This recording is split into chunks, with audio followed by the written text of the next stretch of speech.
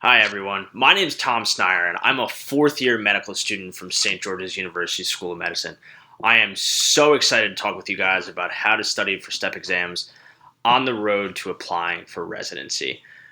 A little bit about myself. I was born and raised in New Jersey in the United States, and right from my undergraduate education, I went to medical school. I have a little over 8 weeks of medical school left. I'm applying for emergency medicine residency this current match cycle, and in just about a month, I will learn if and where I match. I'm so excited. I can assure you that STEP exams are a very important factor in being a competitive applicant for any residency. So I wanted to share with you how I studied for USMLE STEP 1, STEP 2 CS, and STEP 2 CK. I know these exams can be intimidating and anxiety provoking, but the only way to execute a plan is to have a good one in place. So I'll try to help you with that today. First and foremost, with any exam you take, you should always tailor your studying to how you study best. If you learn best by doing questions, focus on resources that have you doing questions. If you learn by lectures, focus on studying from lecture-based materials. So with that in mind, let's dive right into step one. Step one is an 8-hour multiple choice exam. There are 7 one-hour blocks of about 40 questions in each block. Its scoring has recently changed. When I took it in July 2018, we received a number grade, of which that number grade was one, if not the most important factor when getting an interview for residency. Starting sometime after January 2022, it will change to a pass-fail grade. So for IMGs like myself, it was especially important because some programs use that number grade to filter out applicants, and it's a little bit unclear how this will change in the future when it changes to a pass-fail grade, but at this point we can only speculate. Passing this exam, no matter what, is an absolute must. You should study to do the best as you can the first time. For me, the most important resources were the UWorld Question Bank and the book First Aid for the USMLE Step 1. During my roughly 7 weeks of dedicated studying after basic sciences or second year ended, I made sure I went through every UWorld question and read through all of First Aid at least once. I had already read and annotated a lot of First Aid in my last term of basic sciences, so I did have a little bit of an advantage there. A typical day for me studying for Step 1, I started the day typically about 7 or 7:30 in the morning by reading First Aid, and I did this typically up until lunchtime. So I would read First Aid in the morning, and after lunch, I did a minimum of 2 blocks of UWorld. And just to clarify, when I say block of UWorld, it's analogous to 1 block on test day, and that's going to be 1 hour. It's going to be a time set of about 40 questions.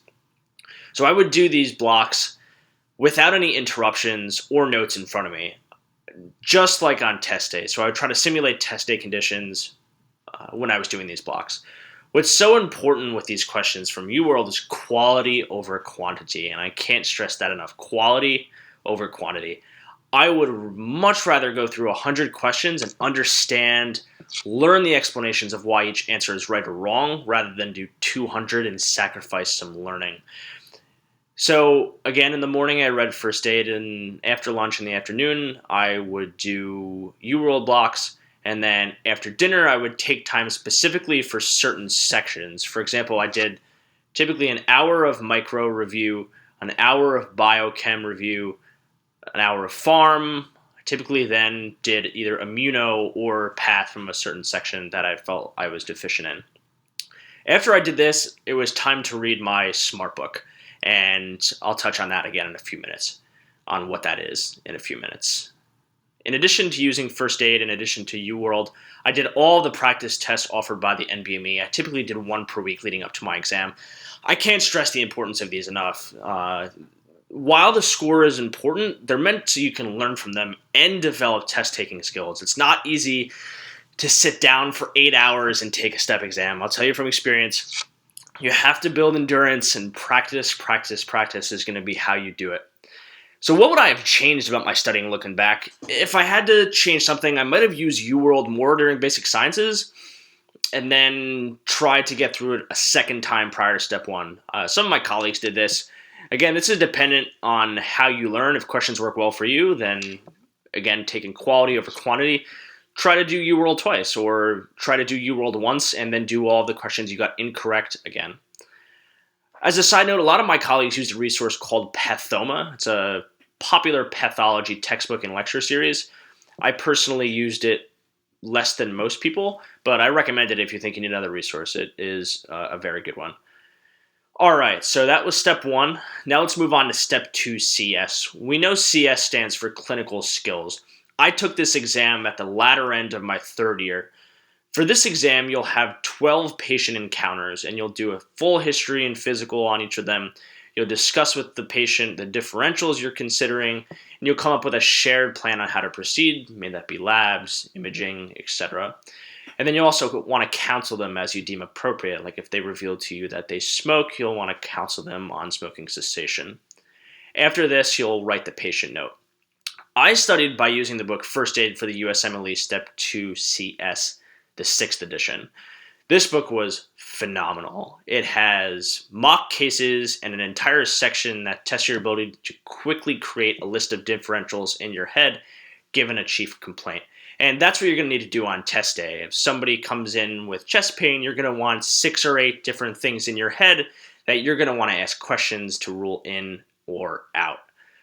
So for CS, something that I did that was really helpful is you have to practice with real people. You got to take your family, your friends, preferably another medical student, and just act out these real cases that are in this book so you can practice your timing and just make sure you could actually do the patient encounter in 15 minutes and get your counseling in, be empathetic, ask all the necessary questions, field questions from the patient in that 15-minute slot, and then also make sure you can do the note in 10 minutes.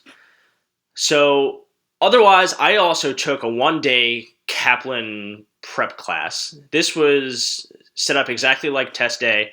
You went through 12 patient scenarios, you wrote the 12 notes, and then spent the latter half of the day reviewing what you did and how you improved. Just a small disclaimer, it is expensive. My school did have an agreement with them to make it cheaper, but I really thought it was a very helpful class and would recommend it highly. Finally, let's move on to Step 2 CK. So for those taking Step 1 after 2022, when they're talking about making it a pass-fail exam, my opinion is that it's only going to place more pressure to do well on CK. At that point, CK will be the only numeric grade of all the steps to be able to differentiate one applicant from the other. Don't worry, you got this, you can do it. Step 2 CK, 9 hours. It's multiple choice, just like Step 1. There are 8 blocks, so there's essentially 1 hour longer than Step 1. I took it just after the end of 3rd year in August of this past year, so my primary resource was, again, UWorld. Throughout each of my 30 rotations, internal medicine, OBGYN, pediatrics, surgery, psychiatry, I did UWorld twice for each of those rotations. I spent the 4 weeks prior to CK redoing UWorld in its entirety. I did a minimum of 3 blocks per day. Again, most importantly, I meticulously analyzed each question to ensure that I understood the right and the wrong reason for each answer choice. And then I filled in areas that I thought I was weak in with reading from First Aid for the USMLE Step 2 CK, but I really didn't rely on it as much as I did for Step 1. Like Step 1, I kept a smart book, and I reviewed the notes I took from my incorrect questions from 2 days prior. Unlike Step 1, there really is no gold standard textbook. Just want to touch on that again. We talked about First Aid a lot. I used First Aid again just a little bit for Step 2 CK. Just like Step 1, I would recommend doing the NBME practice exams leading up to it to see where your scores are, where you can improve, and for timing. So this smart book I keep talking about, for Step 1 and CK, I kept an electronic notebook on my computer full of facts from questions I got wrong, basically summarizing the learning points from the question that I didn't previously have mastered that would have allowed me to get the question right. Every night I read what I got wrong or added to my smart book from typically 2 days before. And I did that so I would have some space in between. I found that if I reviewed that same day, I would easily remember it. So I thought this would help me retain information for the long term a little bit better. So to summarize, for Step 1, I used UWorld, First Aid, and if you want another resource, Pathoma. Step 2 CS, I used First Aid. I practice a lot with my friends and specifically my colleagues, which I thought was quite helpful, and then also the Kaplan class if you can. Step 2, CK, UWorld, some more UWorld, and then also supplement with first aid if you need it.